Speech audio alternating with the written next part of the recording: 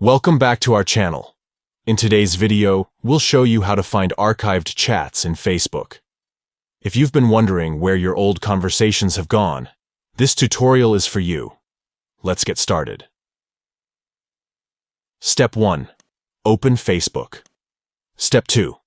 Click on the messenger icon from the top right corner. Step 3. Click on the three dots.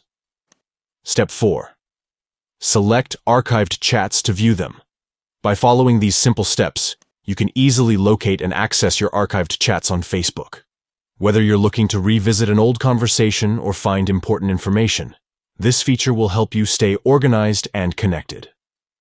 If you found this tutorial helpful, please give it a thumbs up and don't forget to subscribe to our channel for more Facebook tips and tricks. Share this video with your friends who might also want to know how to find their archived chats on Facebook. Thank you for watching, and we'll see you in the next video.